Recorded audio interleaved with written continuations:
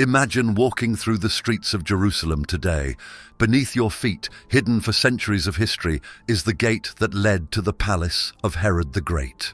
Many believe that Pontius Pilate tried and condemned Jesus here, initiating a journey that would transform the history of humanity.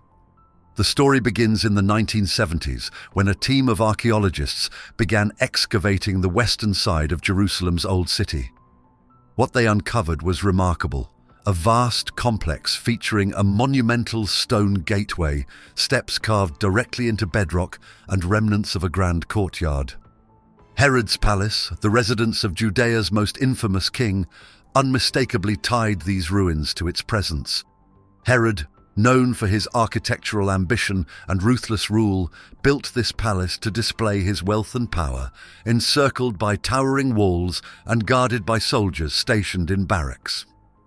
The significance of this discovery wasn't immediately apparent, but as archaeologists pieced together the findings, they realized the structure bore a striking resemblance to the descriptions in the Gospel of John of Gabbatha, or the stone pavement. The Bible claims that Pilate brought Jesus here to stand trial on charges that would result in his crucifixion. The parallels between the archaeological evidence and the biblical account were astonishing. The gate complex contained stone pavements remarkably similar to those described in the Gospel. We found a raised platform nearby, known in Greek as a bema. Roman officials would have addressed the people from this platform, which served as a judgment seat. It matched exactly what the Gospel describes: Pilate sitting in judgment over the accused, his words setting into motion a chain of events that would echo across millennia. Herod's palace itself was an architectural marvel. Ancient historian Josephus wrote of its towering fortifications, its lush gardens, and its immense opulence, calling it a structure baffling all description.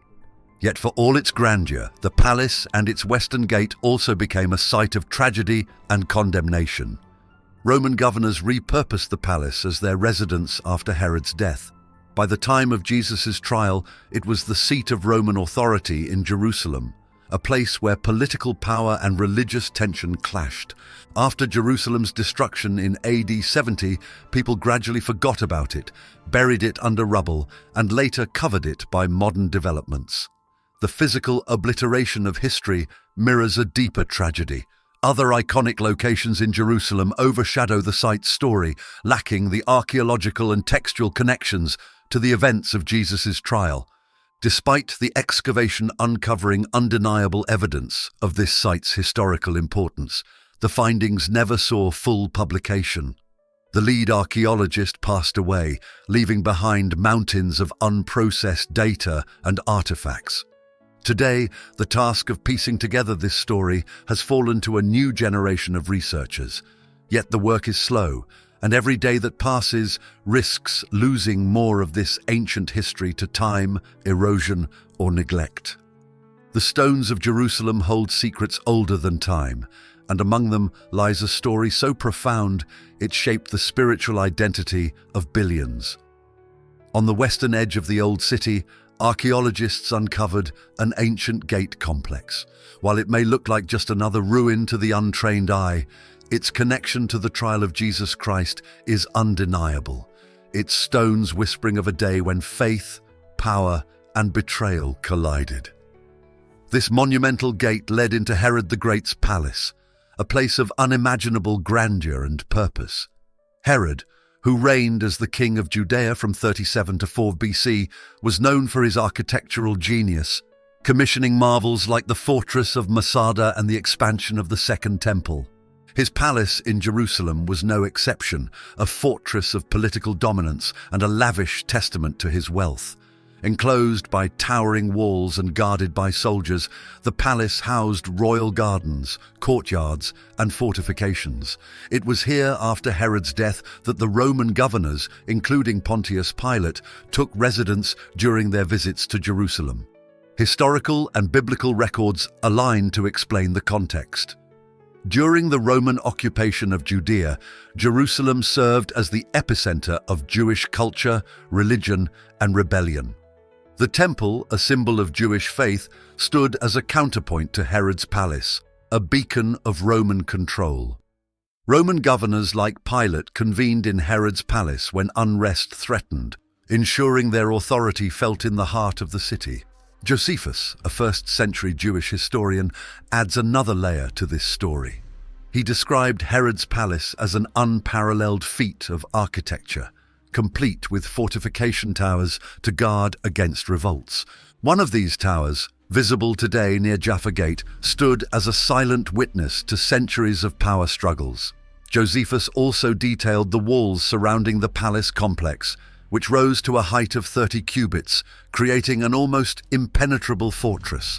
These details are crucial in understanding why this site became the setting for one of history's most important trials. The Gospel of John's account is equally vivid. We describe Pilate, torn between political pressures and his perception of Jesus' innocence as he moves between the inner palace and the outer courtyard. He addressed both Jesus and the crowd, ultimately succumbing to the mob's demand for crucifixion. These movements, going in and out, require a gateway connecting the palace interior to the city. The archaeological evidence aligns perfectly. Excavators uncovered a single monumental gate along the western side of the palace complex. This was the only passage connecting the palace to the city walls during that time, cementing its significance. Even more chilling is the discovery of a stone platform within the gate complex, believed to be the bema. This platform would have served as the judgment seat, where he condemned Jesus to death. It is here that Pilate likely uttered the words, "I find no basis for a charge against him," as recorded in John 18:38, before ultimately washing his hands of the matter. The physical connection between this judgment seat and the surrounding gate makes it the most plausible location for Gabbatha. One of the greatest difficulties in archaeology is the destructive nature of the discipline itself. To uncover ancient layers, archaeologists must dismantle what lies above them. This implies that the process of discovery can occasionally lead to the destruction of the very object under study. For the Western Gate complex, this meant the removal of stone pavements to search for coins or other artifacts hidden beneath. While these coins help date the structures, the process compromises the integrity of the site.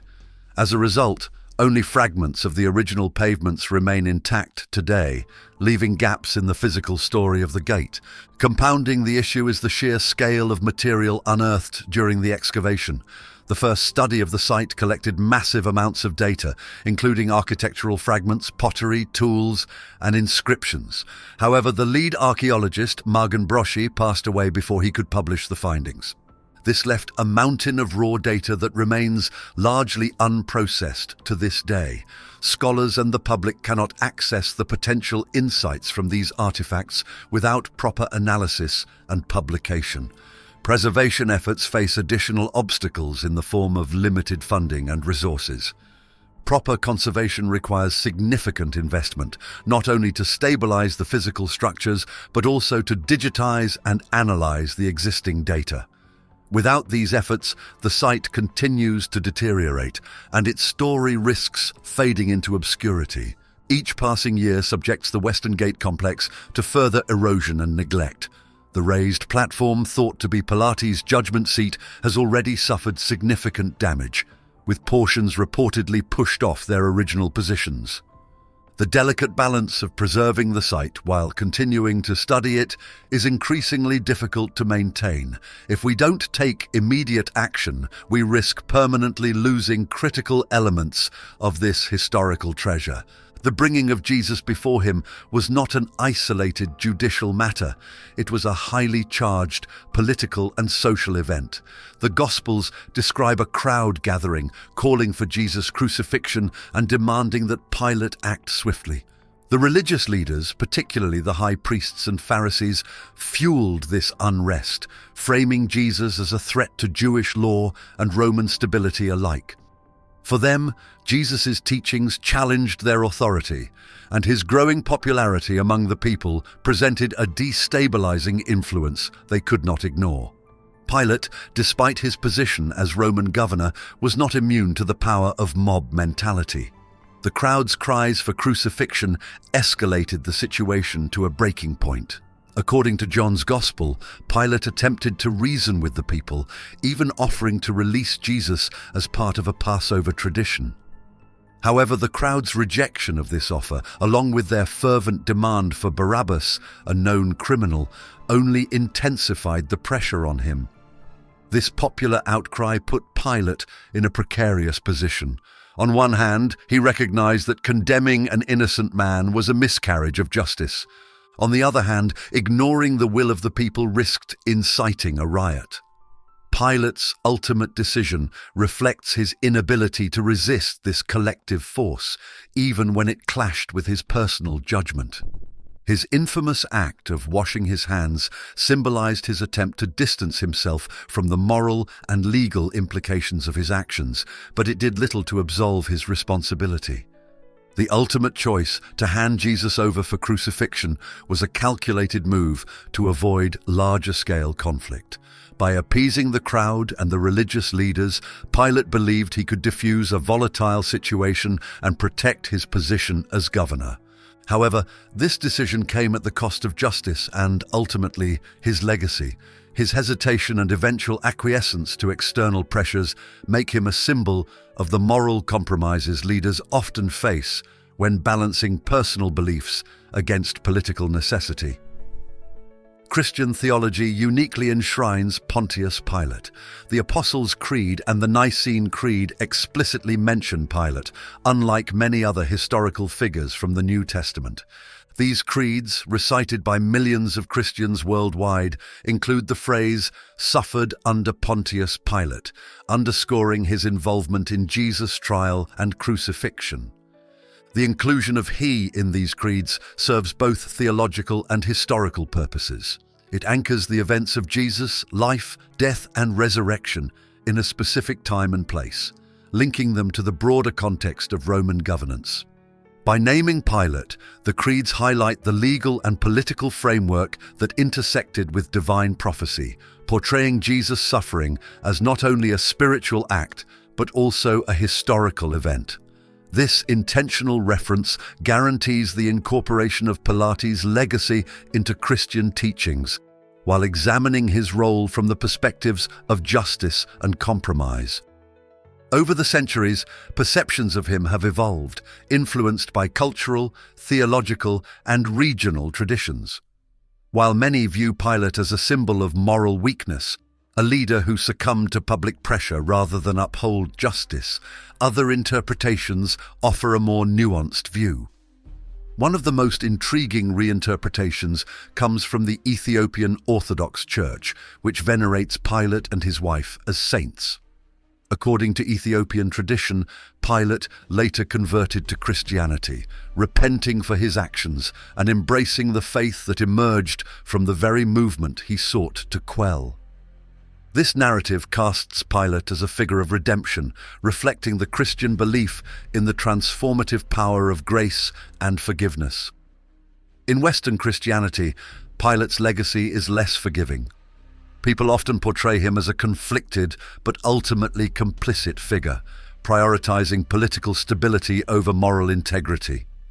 Artistic and literary portrayals frequently emphasize his act of washing his hands, a gesture meant to absolve himself of responsibility, but one that only underscores his inability to resist the demands of the crowd. History is not just a series of dates and events, it is the story of human choices, their consequences, and the legacies they leave behind.